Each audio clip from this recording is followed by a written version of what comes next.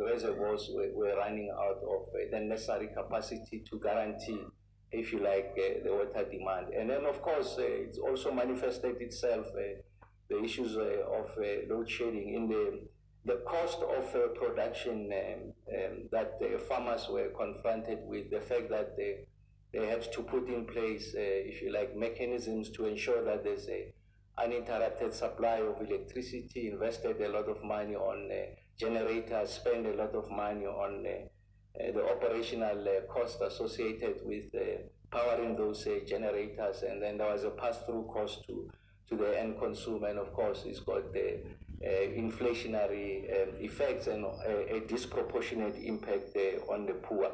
Science has illustrated a very rich body of evidence that there's a correlation between the levels of emissions and climate change. We can have a conversation about causality, that's fine, but the correlation does exist. And we have seen it that it has been devastating parts of the Western Cape, the issues of ground zero, what is that? Is that zero? Net zero, yes, at the time, and then the floods in the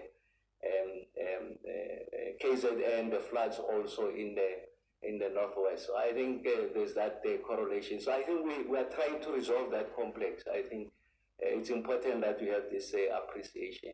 But just zeroing on the energy side of the complex of the nexus, we talk at multilateral fora, introduce a new wording in our vocabulary. It talks about the energy trilemma. So if you go to the next COP, I think there's been an extensive attempt to articulate what that energy trilemma is. I think in our country that manifestation is a trilemma plus one. So we're addressing a quadrilemma. So what is the trilemma as they've defined it? So the first one, they make the point around the need for energy access, and that energy access has got two sub-elements. So the first one is around our ability to ensure that electricity is available all the time. So electricity is available all the time. We know we had a challenge with regards to load shedding, so just our bulk generation not being able to meet the bulk demand or the aggregate demand. But there are new manifestations of that unavailability. And that has to do with what we call load reduction, which is really isolated downstream the value chain at the distribution level. It's a function of a multiplicity of issues and events that have taken place over a period of time, have accumulated to present this problem that is confronting us on the distribution side, and largely sitting with the municipalities, their inability to plan, to project growth and invest the right amount of money in the distribution infrastructure. And the second sub-element of that, which is becoming more pronounced, a public interest issue, is the issue of affordability. So this is important because in the context of these interventions you are making, we know, as Bernard has indicated, that over a passage of time from bid window number one, I think PV has, the cost has gone down 85%, wind has gone down 75%. So we know now that investing in this area is going to help us to resolve the affordability question, well endowed with the natural resources. So it's how you are able to ensure that you accelerate the share of renewables in this mix, because it's got those elements of ensuring that the electricity is affordable. Of course, with all its technical challenges, intermittent nature, non-dispatchable, of course, it survives, succeeds, and prosper on the redundancy of base load. And that's why we're talking of the mix. But what is important is the exponential increase of renewables in that mix. We just returned from the BRICS ministers of energy in Russia. And I marvel when I listen to my fellow ministers, the pace at which they've been able to accelerate the renewables as part of their mix. And I know that we can do better. And I know that we've got the capacity and the technical know-how to do better. I think it's important that we sit around the table and identify what are those pressure points, the touch points, and then we can unleash the potential of this resource. And then it is going to have if you like, a huge impact on energy pricing in the country, the issues of affordability, so that we are able to resolve the questions of energy poverty going into the future. And then the second leg of that trilemma talks about energy sovereignty. And of course, in the light of the Russia-Ukraine war, that has become a major question of discussion. And that's why the major Western powers have elevated it as part of the broader global discourse on how we want to resolve the energy question in the world. I think it's important that we have a greater appreciation that the more we're able to add renewables, it helps us to attain conditions of energy sovereignty. I think we're endowed. We've got the real estate, the amount of land that we have, that is not competing with other productive uses. I mean, if you go to the Northern Cape, all you see is land, land, land, land.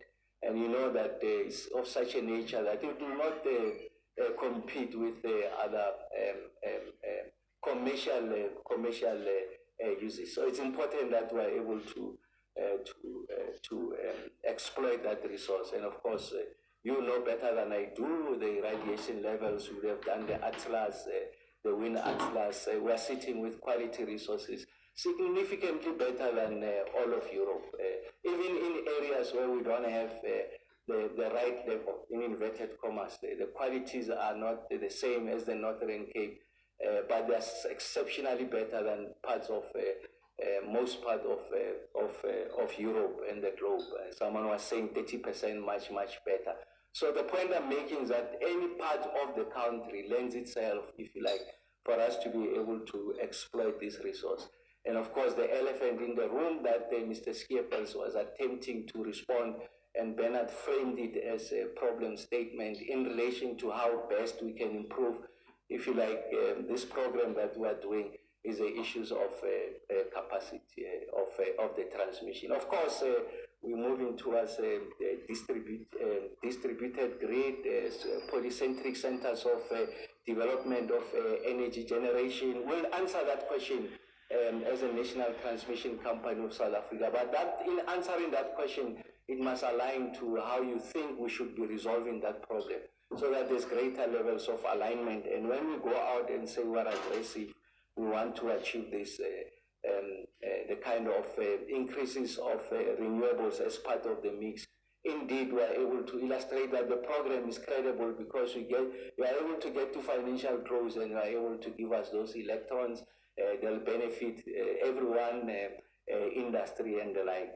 And then there's an issue of, so that's energy security. So I'm just saying it's part of the totality of that mix. And then there's also the third leg of the trilemma is the issue of sustainability. So I made the point about the rich body of literature, science that talks to emissions levels, climate change. It's important that we are able to protect the interest of posterity, the harmful effects of these emissions to the immediate environment, the people in the geographies where you find in these power stations. So it's important that we are able to green this the South African economy. So our nationally determined contributions were very explicit about what our intentions are, and we are not about to retract from that. So it's important that when we do this, we do it holistically in all its totality.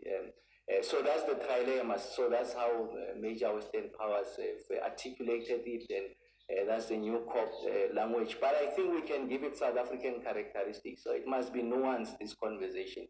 And in nuancing that, I think there's a fourth leg that requires attention, especially for a developed country like ourselves. So whatever we do, we must protect national interest. Everything must subordinate to the national interest. So the ability of us to meet the demands of the economy and the need for the economy to grow. But also an appreciation that we're likely going to be shut out by the Western countries, major markets for some of our products.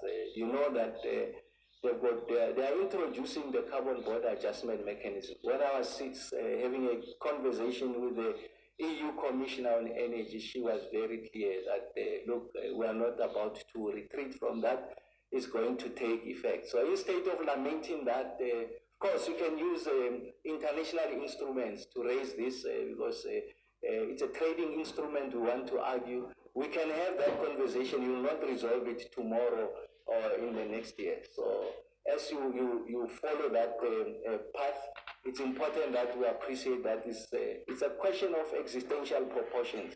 And for me, I think more than an impediment, I think is an opportunity on how we can green production in our country. And that's why it's important that we must accelerate this renewables, the IPP program. It's important because